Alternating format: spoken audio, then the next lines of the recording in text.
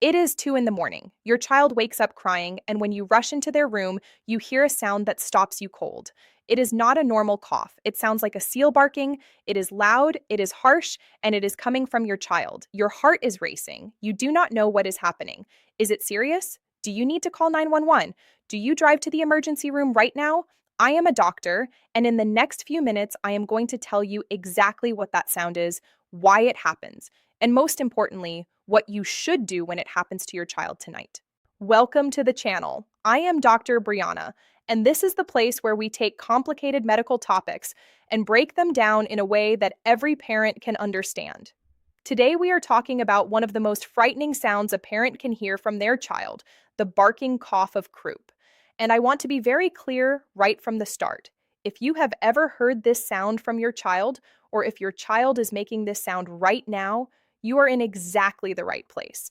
Croup is one of the most common childhood illnesses I see in clinical practice, and it is also one of the most misunderstood. Parents often panic when they hear the barking cough for the first time, and honestly, that reaction makes complete sense. The sound is alarming, but here is the good news. In the vast majority of cases, croup is manageable at home, and I am going to walk you through everything you need to know today.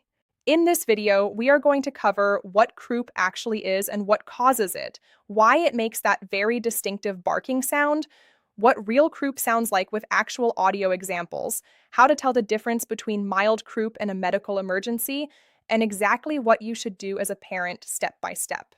So let us get started. What is croup? Croup is a viral infection that causes swelling in the upper airway, specifically in the area around the voice box, which we call the larynx, and the windpipe, which we call the trachea. Because of this, croup is also sometimes called laryngotracheobronchitis, which is a very long medical term that simply describes inflammation of the larynx and the trachea. The most common cause of croup is a virus called parainfluenza, but croup can also be caused by other respiratory viruses, including RSV, adenovirus, and even the common cold virus. It is highly contagious and spreads through respiratory droplets, meaning through coughing, sneezing, or touching surfaces that an infected person has touched, and then putting your hands near your face. Croup most commonly affects children between the ages of 6 months and 3 years, though it can occasionally affect older children up to about age 5. The reason younger children are more vulnerable is simply because their airways are much smaller than an adult's. When the lining of the airway swells even a small amount, it makes a proportionally much bigger difference in a tiny child's airway than it would in an adult. Croup tends to be a seasonal illness. It peaks in the fall and early winter months, which is also when many other respiratory viruses are circulating. And here is something many parents do not know.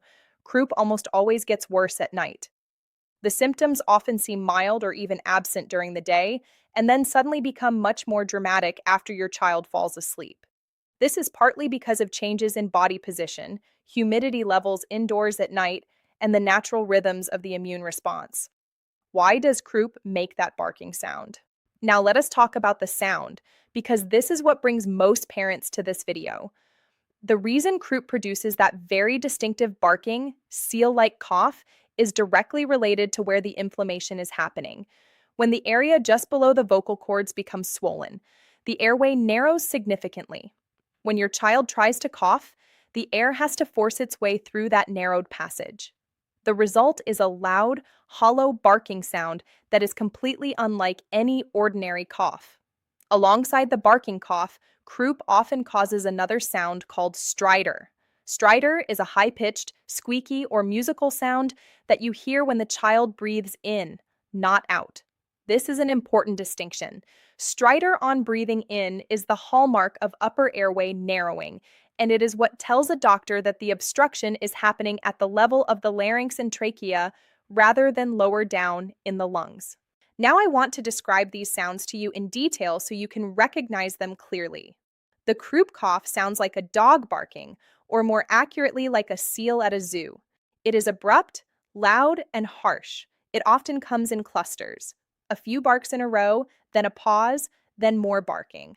The stridor, on the other hand, is the sound your child makes when they breathe in between those coughing fits.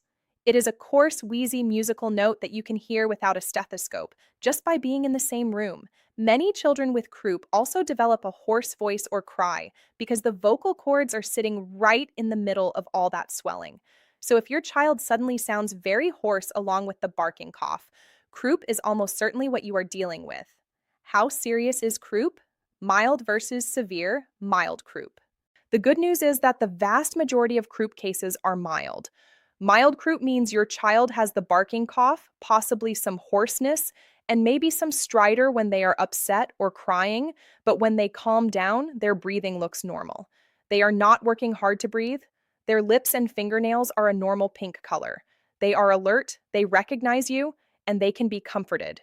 In this situation, you can and should manage croup at home, and I will tell you exactly how to do that in just a moment. Moderate croup. Moderate croup is when the stridor is present, even when the child is calm and resting quietly, not just when they are crying or coughing. You can hear that squeaky breathing sound without them doing anything to provoke it.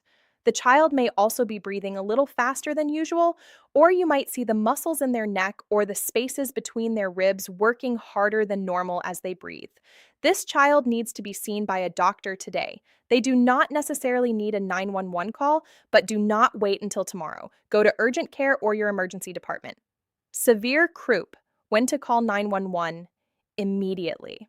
Severe croup is a genuine emergency. The signs you must never ignore are these. Your child is breathing very fast and working very hard to get air in. You can see their ribs or the muscles at the base of their throat sucking in deeply with every breath. Their lips or fingernails are turning blue or dusky. They are drooling or unable to swallow. They seem extremely distressed, confused, or unusually quiet and limp, or the stridor is very loud even at complete rest. If you see any of these signs, call 911 right away. Do not drive to the hospital yourself. Call for emergency help because paramedics can begin treatment on the way. What should you do at home? For the majority of children with mild croup, there are several things you can do at home that genuinely help. The first and most important thing is to stay calm yourself. I know this is easier said than done, but your child picks up on your anxiety immediately. When a scared parent holds a scared child, the child becomes more distressed, they cry harder, and crying makes croup worse because it increases the demand on that already narrowed airway. So take a deep breath, keep your voice calm, hold your child close, and reassure them that everything is going to be okay. The second home remedy that has strong evidence behind it is cool night air. Many parents have noticed, often by accident, that taking a child outside into the cool night air during a croup episode quickly settles the coughing. This actually works. Cool, moist air helps reduce the swelling in the airway. If it is safe to go outside where you live, bundle your child up and step outside for 10 to 15 minutes. Alternatively, you can turn your air conditioning to a cool temperature and sit near a vent. The old advice about sitting in a steamy bathroom is actually no longer recommended by most pediatric guidelines because the evidence for steam is quite weak and there is a risk of scalding accidents. Stick with cool air rather than hot steam. Keeping your child upright also helps. Sit them on your lap, prop them up with pillows, or let them sleep at a slight incline. Lying flat can make the airway feel more congested. Keeping them calm and upright together makes a real difference. In terms of medications, the only over-the-counter medication that has any role in croup is acetaminophen or ibuprofen, not to treat the croup itself, but to manage fever and discomfort, which can help your child rest more comfortably. Do not give cough suppressants or antihistamines for croup. They do not help and can cause other problems in young children. If your child's croup is moderate or severe, the medical treatment that works best is a steroid called dexamethasone, which reduces airway swelling rapidly and can be given as a single oral dose. In severe cases, a medication called epinephrine, given through a nebulizer, can quickly open up the airway while you wait for the steroid to take full effect. These are hospital or clinic treatments. I am not suggesting you try to give these at home, but it is good to know that when your child needs medical care, effective treatment is available. A real example, what croup looks like in practice. Let me share a real scenario so you can picture this clearly. Imagine a 2-year-old boy who goes to bed feeling a little off, maybe a slight runny nose, nothing alarming. At around 1 in the morning, his parents hear a strange sound on the baby monitor. They rush in and find him sitting up in his crib, making that unmistakable seal bark with every cough. He is scared, he is crying, and his cry sounds hoarse and rough. When he cries, they can hear a faint squeaky sound on his in-breath. That is the stridor. His parents bring him outside into the cool night air for about 10 minutes. Almost immediately, the barking cough begins to slow down. The stridor fades. He stops crying and starts to calm down. His color is good, his lips are pink, and he is looking around at the stars. They bring him back inside, keep him upright in their arms for a while, and by 2:30 in the morning, he is asleep again. By morning, he has only a mild bark left, and by the next evening, he is almost back to normal. That is a typical mild croup episode. The parents were frightened, which is completely natural, but they responded calmly, used the cool air technique, kept him upright, and the episode resolved. This is what happens in the majority of croup cases. Croup is one of those things that every parent should know about before it happens. Because when it does happen, it always happens in the middle of the night, and it is always frightening. Now you know what it sounds like, why it happens, how to tell if it is mild or serious, and exactly what to do. You are already a more prepared parent than you were at the start of this video, and that matters. If this video helped you, please give it a thumbs up right now. It genuinely helps other parents find this information when they are searching at 2 in the morning in a panic. And your one click can make a huge difference for another family. Please subscribe to this channel and hit the notification bell so you never miss a video. We post regular medical explainers designed specifically to help parents understand what is happening with their children and feel confident in how to respond. Share this video with every parent you know. Send it to your parent group chats, your family, your friends with young children. Croup is so common that almost every parent will deal with it at some point, and having seen this video beforehand can turn a terrifying night into a manageable one. Drop your questions in the comments below. I read them all and I answer as many as I can.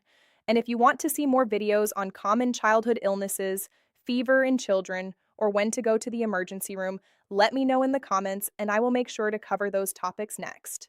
Take care of yourselves, take care of your little ones, and I will see you in the next video.